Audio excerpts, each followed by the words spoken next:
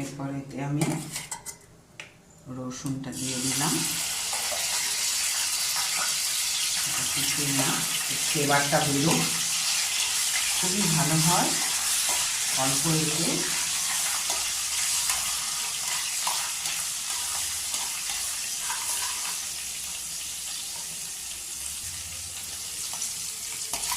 এবার আমি গ্রেট করা পেঁয়াজটা দিয়ে দিলাম।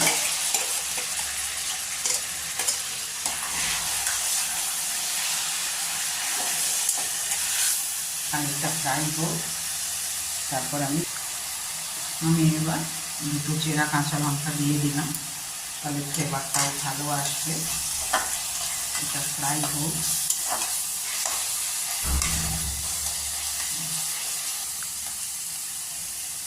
এবার আমি এতে 1 চামচ আদা বাটা দিলাম।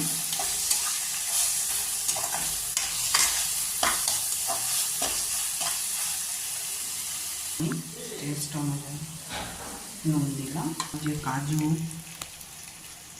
কাজু চারমগজ আর কিশমিশ যে পেস্টটা আছে সেটা আমি এবার এতে দিয়ে দিলাম।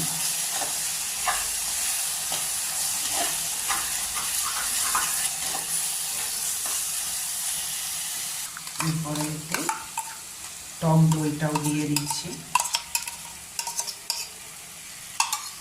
আমি এতে মালাইটাও দিয়ে দিলাম। অল্প একটু জল দিচ্ছি,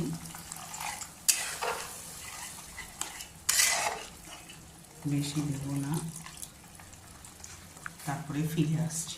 টেস্ট ব্যালেন্সের জন্যে যেহেতু দই দেওয়া আছে আমার, আমি একটু গুড় দিলাম।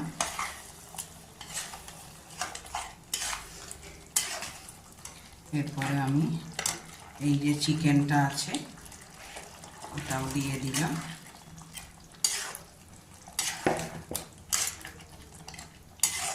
এটা হোক, তারপরে আমি নেক্সট কিছু দিই, দেখতে থাকবেন, পুরোটা স্কিপ করবেন না, কন্টিনিউ দেখবেন। আমি এই অল্প একটু আমি হলুদ দিলাম, কেন খুবই সাদা। এরপর আমি এতে ফ্রেশ ক্রিমটা দিয়ে দিলাম। এরপর আমি এতে যে গন্ধরাজের জুসটা আছে এটা আমি এতে দিয়ে দিলাম।